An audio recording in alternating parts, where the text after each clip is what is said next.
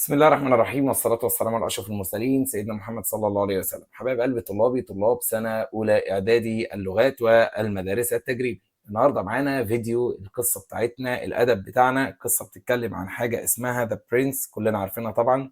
The Prince and the Pauper. قصة بسيطة لطيفة هادية وعلى قد سنك. طبعا المنهج بتاعك احنا عارفين المنهج كان قوي شوية، ولكن انت قدها وانتوا كلكم ما شاء الله أبطال ومأدين أداء عالي جدا جدا جدا.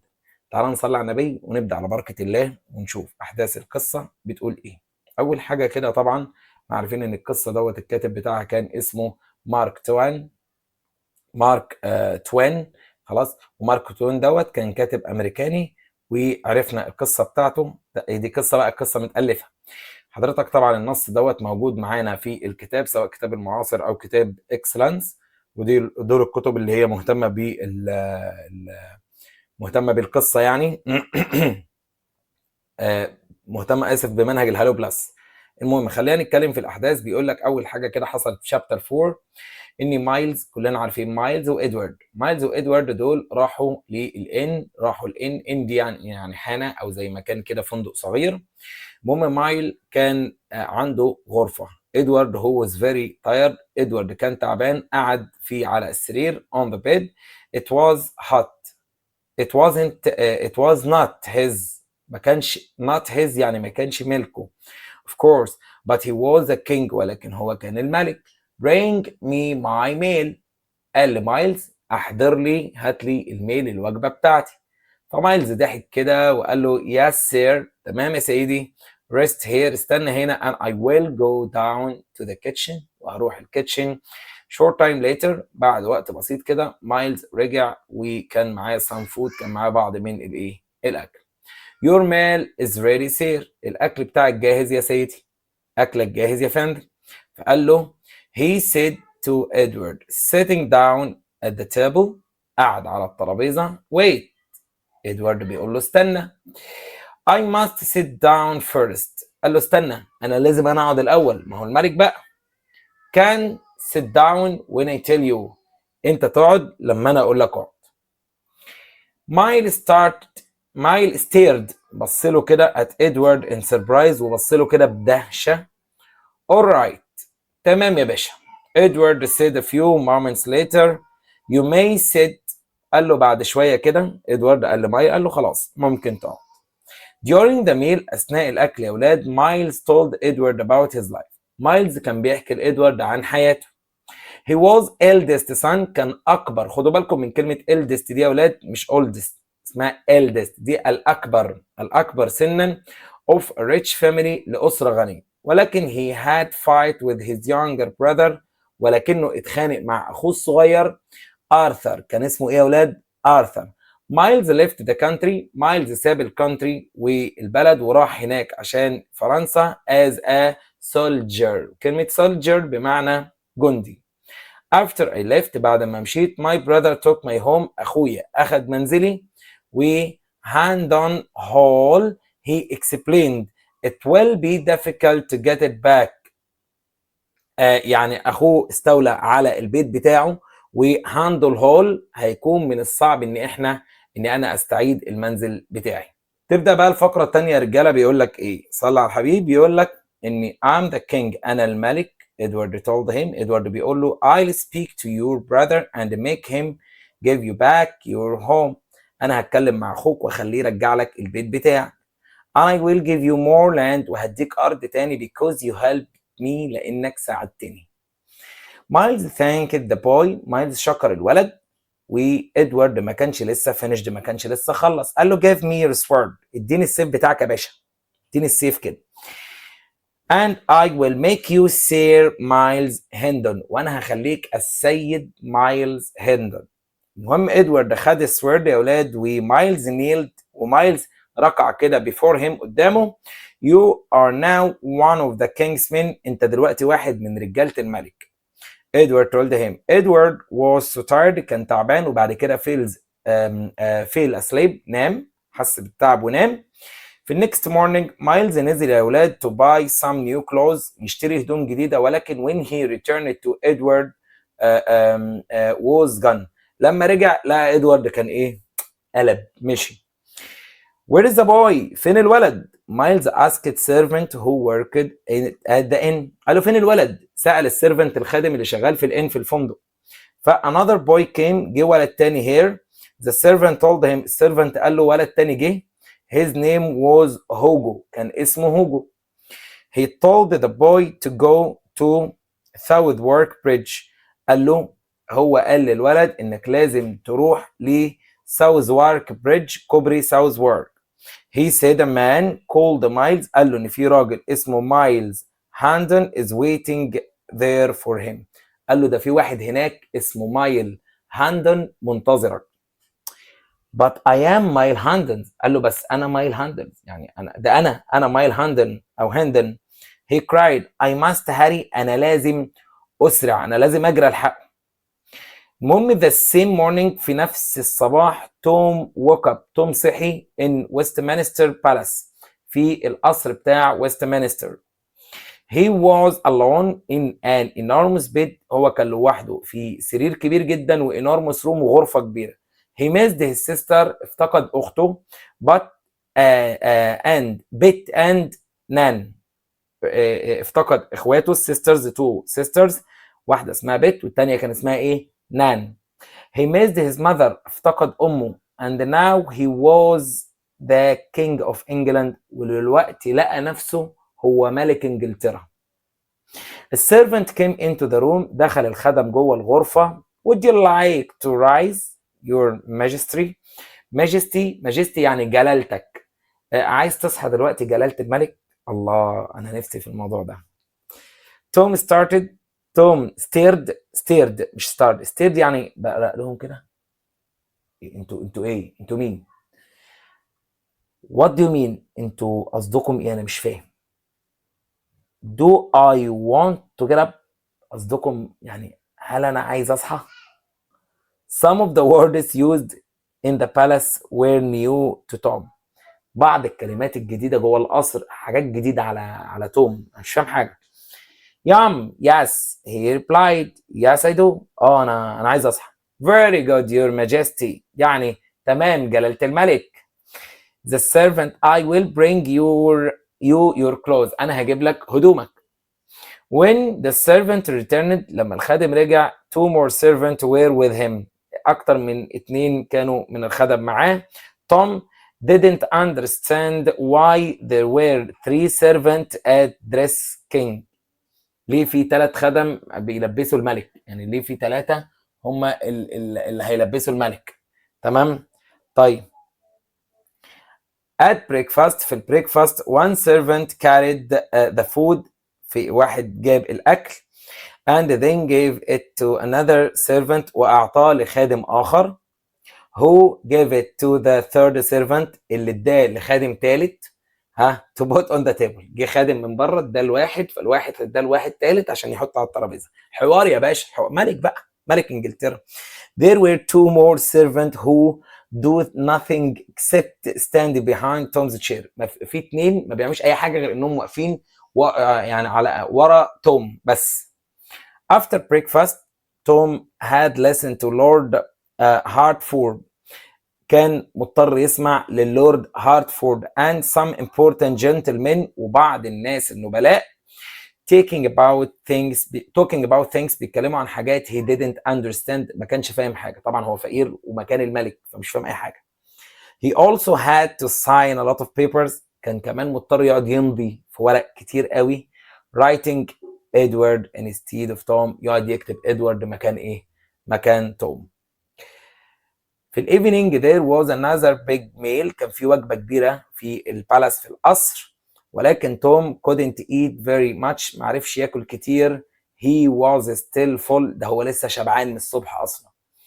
when he finally went to bed. لما راح ينام بقى he felt sad. حس بالحزن. the palace is beautiful and so are my clothes. there is plenty of food to eat. قال له هدوم كتير، هدوم غالية، اكل كتير قوي. but I want to see my sisters.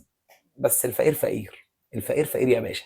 انا عايز اروح اشوف اخواتي and play with my friends والعب مع صحابي. I want to go home. لا انا محتاج اروح. Where was Edward the real king؟ فين ادوارد الملك الحقيقي؟ تمام، ادوارد بقى هناك الناحيه الثانيه هو ومايلز. طبعا ده الشخص الفقيري بقى، فاهمني؟ يعني الشخص الفقيري هو كده. ده كان نهايه يا ولاد الفصل الايه؟ الفصل الرابع اللي هو اول فصل في الترم الثاني. تبدا معانا يا ولاد احداث الفصل الخامس. بيقول لك ايه؟ صلى على الحبيب الاول. طيب الفصل الخامس يا ولاد التكست بتاعه بيقول لك فيه ساوث وارك بريدج، عند الكوبري بقى بتاع ساوث وارك اللي هو راح فيه ادوارد بقى. جون كانتي told Edward he had to go with him Hugo to beg for money. قال له راجل هناك كان اسمه جون كانتي قال لإدوارد ان انت لازم تروح مع هوجو عشان to beg for money، عشان تتسوله للفلوس. ما هو بقى مكان الفقير بقى، يعني رايحين بقى ايه؟ تروح تشحته. يلا روحوا اشحتوا. pretended I am your brother Hugo told him. فكان بيتظاهر يعني ان هو اخوه. خلاص، فبيقول له لازم تروح كده تتسول معايا وتظاهر بان انا اخوك، يعني يلا امشي معايا وانا اشحت بيا. when the people came along، لما الناس جم، معلش نظبط الكاميرا بس عشان الحاجات. when the people came along the road، لما الناس جم في الطريق stop them and tell them I'm not very well. وقفهم وقول لهم ان انا تعبان، انا تعبان، اخويا تعبان. tell them that we have no food. انا تعبان وما معيش اكل. then they will give us some money. الناس بقى تقوم ايه؟ مديك فلوس. when the gentleman came along the road، لما بقى بيجي الناس الجنتلمان كده يمشي في الطريق. he looked at هوجو، بيبص على هوجو كده. lying on the ground، بيلاقي هوجو نايم على الارض. المشهد بقى اللي هو المألوف اللي هو نايم على الارض. هوجو pretended to be very ill، يعني كان هوجو بيتظاهر ان هو تعبان and in great pain، وألم شديد جدا. but Edward didn't say nothing. وإدوارد ما بيقولش أي حاجة. إدوارد ده ملك يا جماعة، راجل باشا، ما بيقولش حاجة. we must find your brother a doctor. واحد من الجنتلمان قال له احنا لازم نشوف دكتور لأخوك. he isn't my brother. فإدوارد قال لهم ده مش أخويا أصلا. he is a thief، ده حرامي. أنا the king، وأنا الملك. when the gentleman reached out to help you Hugo ran off. هوجو هوبا طلع وجري. gentleman left as well. الراجل برضو مشي. وإدوارد continued along the road alone، مشي طريق طويل لوحده. and reached nearby town however Hugo reappeared. قال لك وصل كده عند طريق لبلدة قريبة ورجع له، ظهر له تاني هوجو ده. It was market day in the town. ده كان يوم السوق في المدينة دي. هوجو saw a woman، شاف امرأة with basket in her arm، شايلة باسكت في ايديها. In the basket was big brown hen، كان في فرخة كبيرة حلوة لونها بني كده ملظلظة. The woman wanted to sell the hen at the market، عايزة تبيع الفرخة في الماركت. ولكن هوجو took the hen، أخذ الفرخة put it into Edward's arm، وحطها في ايد ادوارد. and then ran off again، وجري. خد منها الفرخه حطها في ايد ادوارد وجري. shouting thief، وقعد يصرخ يقول ايه؟ حرامي حرامي الحقوا حرامي. the people at the market was very angry. الناس كلها غضبت طبعا، شايفين واحد بيسرق. they didn't like theft، ما بيحبوش السرقه. theft the woman shouted at Edward trying to grab her hen، بترجع الفرخه بتاعتها وبتصرخ في وشه كده. what's going on said voice that Edward know. سمع صوت ادوارد عارفه. في ايه هنا؟ مايلز he cried in relief. مايلز اخيرا الحمد لله. مايلز looked at the hen، بص للفرخه in Edward's arm، في ايد ادوارد. you choose a nice fat hen، انت اخترت فرخه حلوه، فرخه فات، فرخه حلوه كبيره كده. and cleverly put some money into your woman's basket، وحطيت فلوس في الباسكت بتاع الست. جدع، انت اشتريت فرخه حلوه. لما الومن لقت الفلوس، الست بتبص في الباسكت لقت فلوس. she realized Edward wasn't saved after all، ادركت ان ادوارد ما كانش حرام. يبقى مين اللي انقذه؟ مايل. how did you find me؟ فادوارد بيقول انت لقيتني ازاي؟ Miles as they rode out the town Miles horse وهم ماشيين على الحصان بتاع مايل. A man on the road told me راجل في الطريق قال لي he saw two boys شاف ولدين. One of the boys said he was a king. واحد منهم كان بيقول ان هو كان الملك.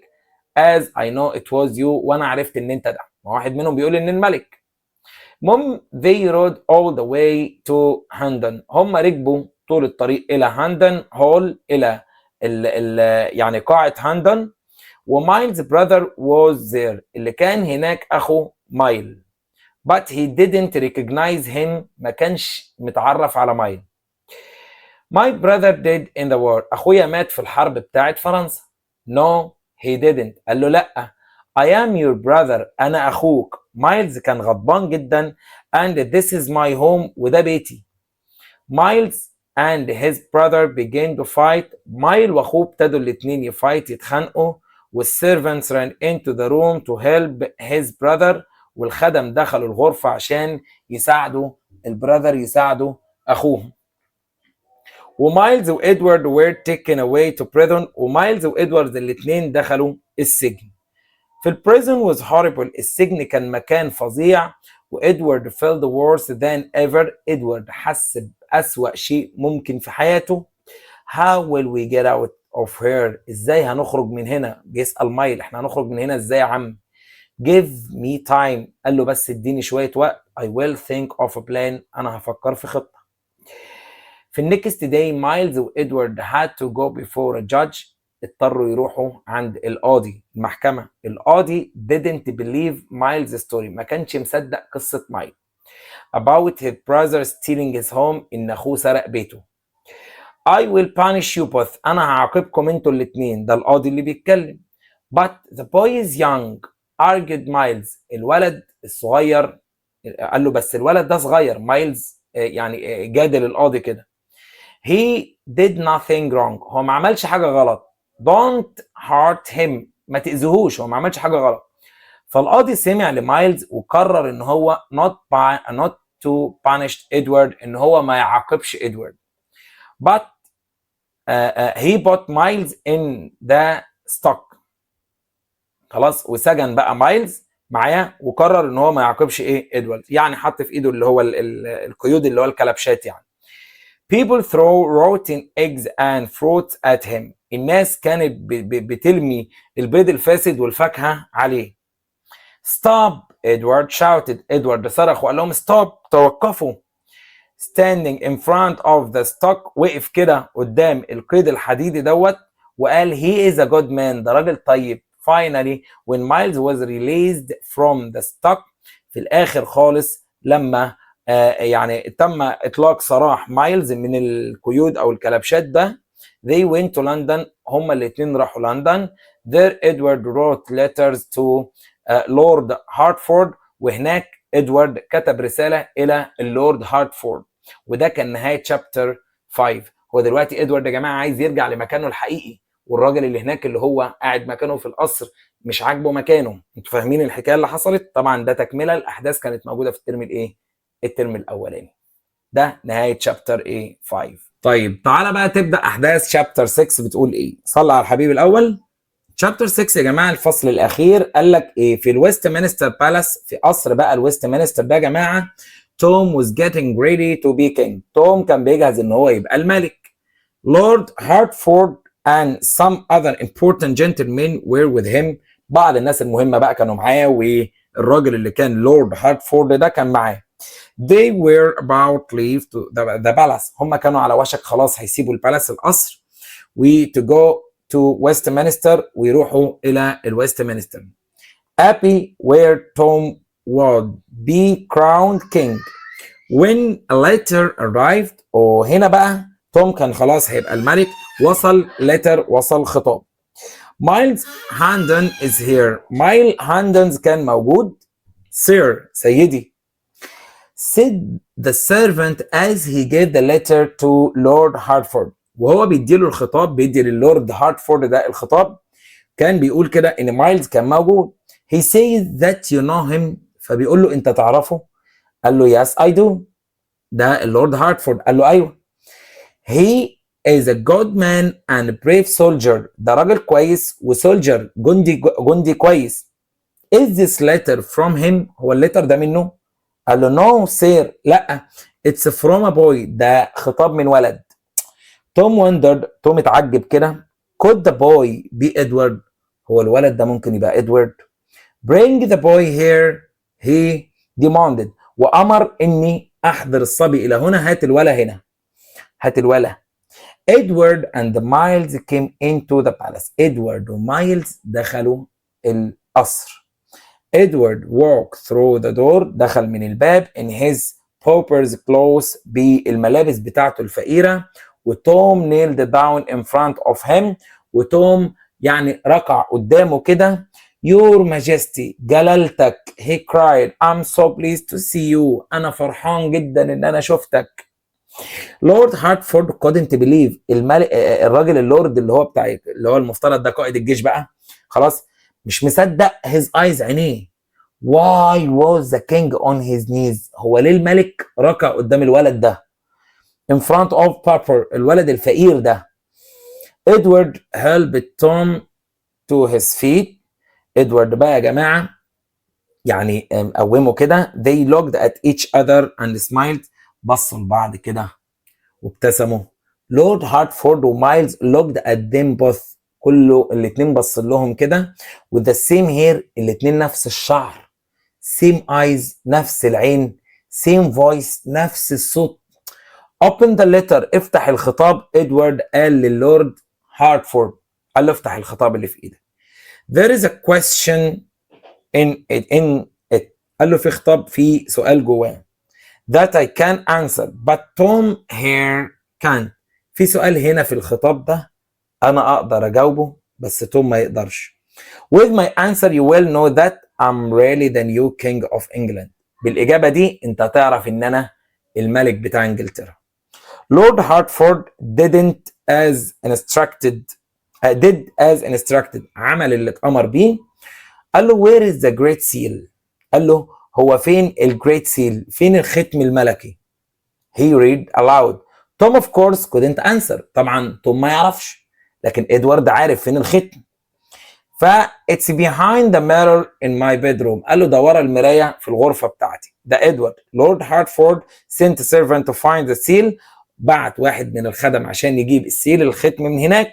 just Edward said it was behind the mirror in his bedroom، اول لما قال ان هو ورا المرايه في غرفه النوم بتاعته. Your Majesty، Lord Hertford said bowing at him، يعني انحنى له كده وقال له جلالة الملك welcome home، اهلا بيك في بيتك. later that day، في اليوم دوت ادوارد خلاص crowned a king، يعني بقى هو الملك، توج كملك. he was good king because he know how poor people lived، هو كان ملك كويس لانه عرف ازاي البيبل lived، الناس كانت عايشه، لانه لبس لبس فقراء ونزل وشاف الناس. وتوم stayed friend، وتوم اصبح صديق ليه. and many years later، بعد سنين كتير توم كتب القصه ديت The Prince and the Pauper، الامير والفقير. طبعا هنا الملوك زمان ايام سيدنا عمر بن الخطاب كان سيدنا عمر عارف الفقراء عايشين ازاي، وكان بينزل بنفسه يلف في وسط الفقراء.